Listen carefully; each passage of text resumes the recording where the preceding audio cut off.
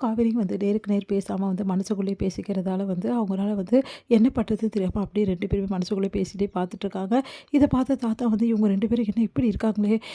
மனசு விட்டு பேசினா அது பிரச்சனை முடியும் அப்படின்னு சொல்லிட்டு, "காவேரி நான் சொல்றத கொஞ்சம் கேளுமா.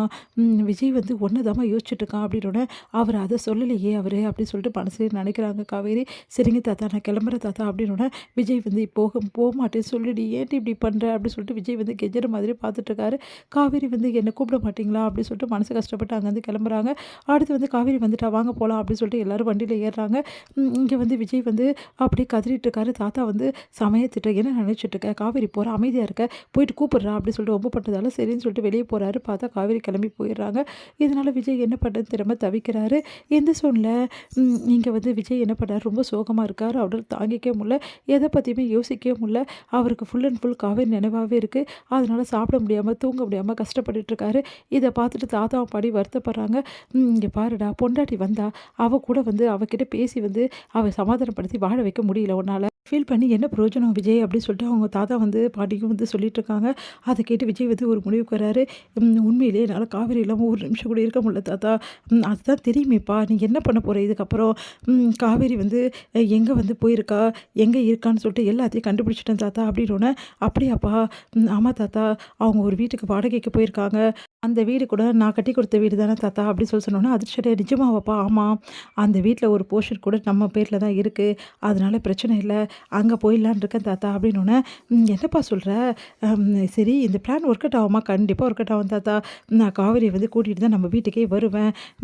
எனக்கு எப்படியாவது காவேரிய சமாதானப்படுத்தணும். எல்லாத்தையும் புரிய வைக்கணும். அதுக்கு அதே சான்ஸ் தான் தாத்தா. இது ஒரு சான்ஸ் தான் தாத்தா எனக்கு இருக்கு" அப்படின்னோனே, நல்லபடி செய்ப்பா.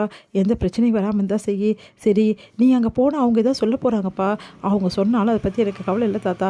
என்ன பொறுத்தவரைக்கும் என் பொண்டாட்டி எங்க இருக்காளோ அங்க தான் நான் இருப்பேன் அப்படின்னு சொல்லிட்டு போறாரு. பரவாயில்லையே விஜய் வந்து இந்த அளவு வந்து முயற்சி பண்றான். கண்டிப்பா காவேரியோட தான் வருவான் கல்யாணி அப்படின்னோனே, எப்படியோ காவேரியோட சேர்ந்து வாழ்ந்தா சரி அப்படின்னு சொல்லிட்டு நிம்மதி அடைகிறாங்க பாட்டி. இங்க வந்து காவேரி வந்து வீட்ல இருக்க பொருளெல்லாம் எடுத்து வைக்கிறாங்க. இங்க வந்து இந்த மாரி இவ்வளோ பெரிய வீட்ல நம்ம வந்துட்டோம். இந்த வீட்டுக்கெல்லாம் வாடகை குடுக்கணும்ல. எவ்வளோ கஷ்டமான விஷயம் அப்படின்னு சொல்லிட்டு எல்லாருமே பேசிட்டு இருக்காங்க. அதெல்லாம் குடுத்துடலாம்மா ஒண்ணும் ப்ராப்ளம் இல்ல. இப்பதான் எல்லாரும் சம்பாதிக்கணும். மாமா வேற ஷூட்டிங்லாம் போறாரு. நல்லா சம்பாதிக்கிறாரு. அப்புறம் என்ன காவேரி நானும் வேலைக்கு போவேம்மா அப்படின்னு சொல்லிட்டு சொல்றாங்க காவேரி. அத கேட்டு வந்து நீ ஒண்ணும் போ வேணாம். நீ இங்கேயே இரு. அதெல்லாம் வேணாம்மா. நானும் வேலைக்கு போறேன். அப்பதான் இந்த வீட்டோட வாடகைலாம் சரியா குடுக்க முடியும் அப்படின்னு சொல்லிட்டு பேசிட்டு இருக்காங்க.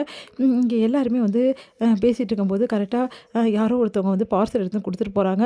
அத பார்த்துட்டு அதிர்ச்சி அடைகிறாங்க. என்ன பார்சல்? இவ்ளோ பார்சல் குடுத்துருக்காங்க. பக்கத்து வீட்டுக்கு வந்த பார்சலா? நம்ம வீட்டுக்கு மாத்தி குடுத்துட்டு போறாங்க அப்படின்னோனே, மறுபடியும் பெல் அடிக்கிறாங்க.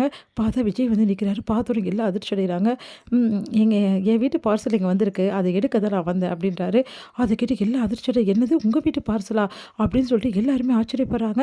அந்த பார்சல் வந்து அங்க வச்சிருக்காங்க. வச்சுட்டோனே, இந்த பார்சல் உங்களது ஒண்ணும் கிடையாது. பக்கத்து வீட்டுது. நீங்க எதுக்கு இங்க வந்தீங்க?" அப்படி சொல்லிட்டு எல்லாரும் கேட்குறாங்க. நான் தான் பக்கத்து வீட்ல இருக்கேன். ஏன் உங்களுக்கு தெரியாதா? இதுக்கப்புறம் நம்மலாம் நெய்பர்ஸ். பக்கத்து வீட்ல இருக்கவங்க கிட்ட இப்படிலாம் பேசக்கூடாது." அப்படின்னு சொல்லிட்டு அந்த பார்சல குடுங்க அப்படின்னோனே, அப்படியே பார்த்து முறைக்கிறாங்க சாரதா. இவன் எதுக்கு இந்த பையன் எதுக்கு இங்க வந்தான்? எனக்கு ஒண்ணும் புரியலம்மா அப்படின்னு சொல்லிட்டு எல்லாருமே பார்க்குறாங்க. உடனே வந்து நர்மதா வந்து நான் எடுத்து குடுக்குறேன் மாமா அப்படின்னு சொல்லிட்டு எடுத்து குடுக்க போறாங்க. நர்மதா அப்படின்னோனே, பரவால்ல பரவால்ல நானே எடுத்துக்கிறேன் நர்மதா அப்படின்னு சொல்லிட்டு அவரே வந்து எடுக்குறாரு. அத பார்த்து எல்லாருமே அதிர்ச்சி அடைகிறாங்க. இங்க விஜய் இப்படி வந்தாரு அப்படின்னு சொல்லிட்டு ஒண்ணுமே புரியல எல்லாருக்குமே. அப்புறம் நிவின்லாம் ஒண்ணுமே புரியாம அப்படியே பார்க்குறாங்க. பார்சல் எடுத்துட்டு பாய் காவேரி பொண்டாட்டி அப்படி சொல்லிட்டு போறாரு. அத கேட்டுட்டு எல்லாருமே அதிர்ச்சி அடைகிறாங்க. என்ன நடக்குது இங்க அப்படின்னு சொல்லிட்டு.